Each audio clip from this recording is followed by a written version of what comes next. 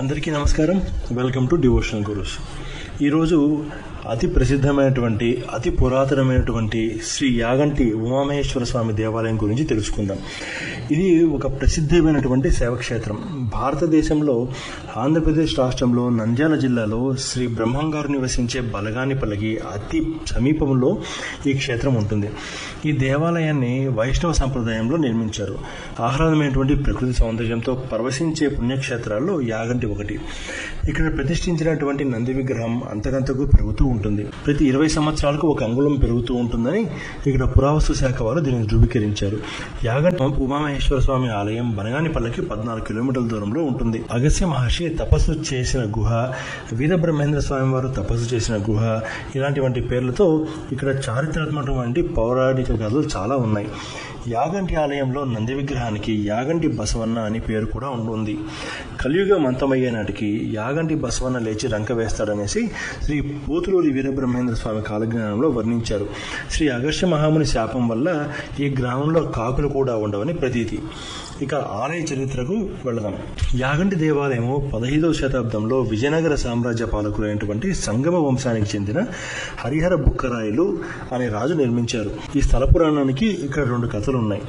అందులో మొదటిది, ఆలయ ప్రాంగణంలో ఉన్నటువంటి గుహలో తపస్సు చేసిన శ్రీ అగస్త్య మహామునీశ్వరుడు ఇక్కడ వెంకటేశ్వర స్వామి విగ్రహాన్ని ప్రతిష్ఠ చేయాలని తలపెట్టారు. కానీ ప్రతిష్ఠ చేయదలిసినటువంటి విగ్రహం కాలి బొటనవేలు విరగడం వల్ల స్వామివారిని ప్రతిష్ఠించలేదు. నిరాశకు లోనైన మునీశ్వరుడు శివుని కొరకు తపస్సు చేశారు. పరమేశ్వరుడు ప్రత్యక్షమైన స్థలం కైలాసాన్ని పోలి ఉన్నందున శివుని ప్రతిష్ఠ చేయమని చెబుతాడు. అప్పుడు ఆ మునీంద్రుడు ఒకే శిలపై పార్వతీ సమేతుడై ఉమామహేశ్వరుడిగా భక్తులకు దర్శనమిస్తూ ఉన్నాడు. ఇక 2వ కథ, చిట్టప్ప అనే శివభక్తుడు శివుని కొరకు తపస్సు చేస్తూ ఉన్నాడు. శివుడు ఒక పులి రూపంలో ఆయనకు కనబడతాడు. అప్పుడు చిట్టప్ప అనే భక్తుడు పరమేశ్వరుడు తనకు పులి రూపంలో ప్రత్యక్షమాయడని గ్రహించి నేకంటి అంటూ ఆనందంతో నిజం చేస్తూ వెళ్ళాడు. నేగంటి అంటే శివుని నేను చూశాను అని అర్థం. ఆ నేగంటి అన్న పదం కాలక్రమేణా యాగంటిగా మారింది. ఇది దేశంలోనే చాలా ప్రసిద్ధమైనటువంటి ఆలయం. భారతదేశానికి చెందిన గొప్ప రాజవంశుల చేత యాగంటి శ్రీ ఉమామహేశ్వర స్వామి ఆలయం పోషింపబడింది. యాగంటి క్షేత్రంలో ప్రధాన ఆలయంలో శ్రీ ఉమామహేశ్వరుడు లింగరూపం ఉంటుంది. శివుడు, పార్వతి, నంది ఈ ఆలయంలో దేవతామూర్తులుగా వెలిశారు. ప్రతి సంవత్సరం శివరాత్రి నాడు ఇక్కడ భక్తులచే ఘనంగా ఆరాధనలు జరుగుతాయి. ఇక్కడ ఇంకొక విశేషం కూడా ఉంది. ఇక్కడ ఉన్న నందీశ్వరుడు విగ్రహం ప్రధానమైనది. తర్వాత ఆలయ ప్రాంగణంలో ఒక చిన్న కోనేరు ఉంటుంది. ప్రకృతి ఒడిలో పుట్టిన జలధార పర్వతాల్లో సంవత్సరం పొడవునా ప్రవహిస్తూ ఒక చిన్న నంది విగ్రహం నోటి నుంచి ఈ ఆలయ ప్రాంగణంలో కోనేరులో చేరుతూ ఉంటుంది. ఏ కాలంలో అయినా సరే కోనేరులో నీరు ఒకే విధంగా ఉంటుంది. అంటే నీళ్లు పెరగవు, తగ్గవు. కోనేరులో ఉండే నీరు చాలా ఔషధ గుణాలు కలిగి ఉన్నాయని, ఇందులో స్నానమాచరిస్తే సర్వరోగాలు నయమవుతాయని భక్తుల నమ్మకం. అగస్త్యుడు పుష్కరిణిలో స్నానమాచరించిన తర్వాతే శివుని ఆరాధించేవారని ఇక్కడ ప్రతీతి. పుష్కరిణి నుండి ఆలయానికి వెళ్ళడానికి స్వరంగ మార్గం కూడా ఇక్కడ ఉంది. ప్రధాన గోపురం 5 అంతస్తులు కలిగి ఉంది. దాన్ని దాటగానే రంగమండపం, ముఖమండపం, అంతరాలయం ఇలా ఉంటాయి. గర్భాలయంలో లింగ రూపంలో ఉన్న ఉమామహేశ్వర రూపాలు కూడా ఇక్కడ ఉన్నాయి. ఇక్కడ ఇందాక చెప్పుకున్నట్టుగా సహజ సిద్ధమైనటువంటి ప్రకృతి రమణీయతతో కూడినటువంటి గుహలు కూడా మీకు దర్శనమిస్తాయండి.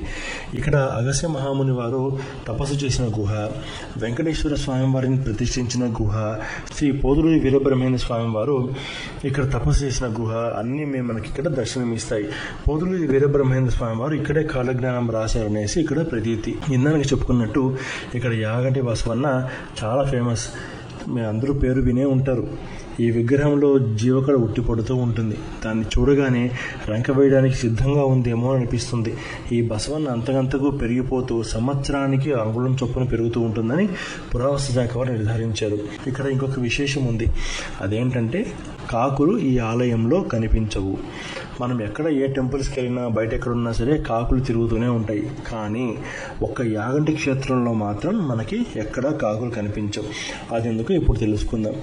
ఒకసారి అగస్త్య మహాముని వారు వెంకటేశ్వర స్వామి విగ్రహాన్ని ప్రతిష్ఠించాలని తలంచాడు.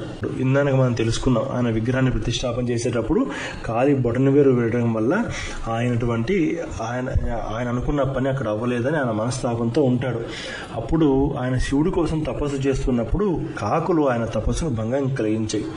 ఆ కోపంతో ఆయన కాకుని శపిస్తాడు. ఇక్కడ యాగంటి క్షేత్రంలో కాకులకు ప్రవేశం లేదు అని ఆయన శపిస్తాడు. అప్పటి నుంచి ఇప్పటి వరకు అక్కడ కాకుల సంచారం ఉండదు. మనం గమనించవచ్చు. ఇంతటి మహిమగల ఈ క్షేత్రాన్ని ప్రతి ఒక్కరూ దర్శించి ఆ శివుడి కృపకు పాత్రలు అవుతారని ఆశిస్తూ మీ డివోషనల్ గురూస్.